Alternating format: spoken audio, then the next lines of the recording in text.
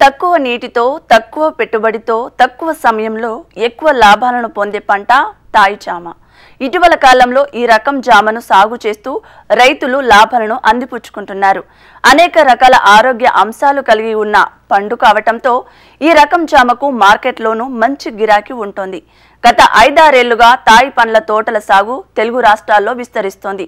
ప్రతి సంవత్సరానికి 2 సార్లు దిగుబడి అందిస్తోంది. ఎకరానికి ఎంత లేదన్నా 6 నుంచి 10 టన్నుల దిగుబడి లభిస్తుండటంతో రైతులు ఈ పంట సాగుకు ఆసక్తి చూపుతున్నారు. మరి తాయి జామ సాగు చేపట్టే రైతుల సాగులో ఎలాంటి జాగ్రత్తలు తీసుకోవాలో ఇప్పుడు చూద్దాం. తక్కువ నీటితో తక్కువ పెట్టుబడితో తక్కువ సమయంలో ఎక్కువ లాభాలను పొందే పంట తాయి జామ. ఇటీవల కాలంలో ఈ రకం జామను సాగు చేస్తూ రైతులు లాభాలను అందిపుచ్చుకుంటున్నారు. అనేక రకాల ఆరోగ్య అంశాలు కలిగి ఉన్న పండు కావడంతో ఈ రకం జామకు మార్కెట్లోనూ మంచి గిరాకీ ఉంటోంది. గత 5-6 ఏళ్లుగా తాయి పండ్ల తోటల సాగు తెలుగు రాష్ట్రాల్లో విస్తరిస్తోంది. ప్రతి సంవత్సరానికి 2 సార్లు దిగుబడి అందిస్తుంది. ఎకరానికి ఎంత లేదన్నా 6 నుంచి 10 టన్నుల దిగుబడి లభిస్తుండటంతో రైతులు ఈ పంట సాగుకు ఆసక్తి చూపుతున్నారు. తక్కువ నీటితోనే తాయి జామ సాగు చేసుకోవచ్చు. డ్రిప్ పద్ధతి ద్వారా నీటిని అందించొచ్చు. మొదటి ఏడాది కొంత దిగుబడి వచ్చినా రెండో ఏడాది ఆశాజనకమైన ఫలసాయం లభిస్తుంది. సేంద్రియ పద్ధతులను పాటిస్తూ సస్యరక్షణ చర్యలు చేపట్టడం వల్ల మంచి దిగుబడిని సాధించొచ్చు. వీలైనంత వరకు సేంద్రియ పద్ధతిలోనే సస్యరక్షణ చేపట్టడం వల్ల మంచి దిగుబడి పొందొచ్చు. మచ్చ సోకి కాయలు కుళ్ళిపోకుండా పాలిథిన్ కవర్, న్యూస్ పేపర్లతో బ్యాగింగ్ చేయాలి. నవంబర్, డిసెంబర్ మధ్య ఒకసారి, ఏప్రిల్, మే నెలల్లో మరోసారి పంట దిగుబడి లభిస్తుంది. ఒక్కో చెట్టుకు 100 వరకు కాయలు కాస్తున్నాయి.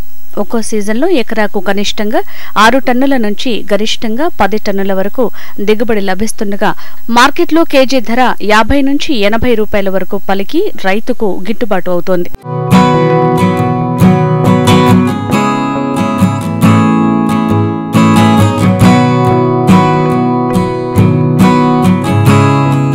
జామకాయ ఎదుగుతున్న సమయంలో మచ్చ సోకే అవకాశం ఉంది.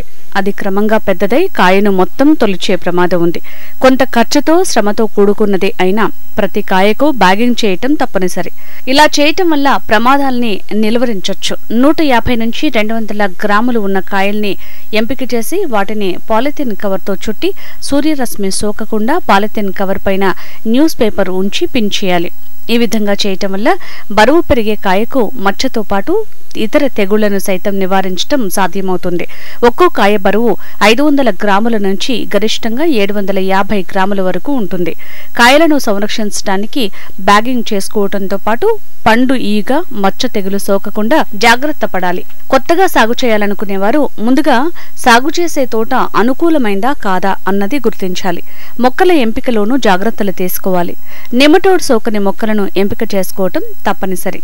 మొక్కల మధ్య కనీసం 10 అడుగుల దూరాన్ని పాటించాలి. మరీ ముఖ్యంగా సాధ్యమైనంత వరకు సేంద్రియ పద్ధతిలోనే పంట సాగు చేయాలి. ప్రతి ఏడాది 2 సార్లు కొమ్మల కత్తిరింపు జరపాలి. థాయిలాండ్ జామ కాబట్టి బ్యాగింగ్ చేసి కాయలను సంరక్షించాలి. ఇష్టానుసారంగా ఎరువులను, పురుగు మందులను వినియోగించకుండా నిపుణులు, వ్యవసాయ అధికారుల సూచనలు తీసుకుని తగు సస్యరక్షణ చర్యలు చేపట్టాలి.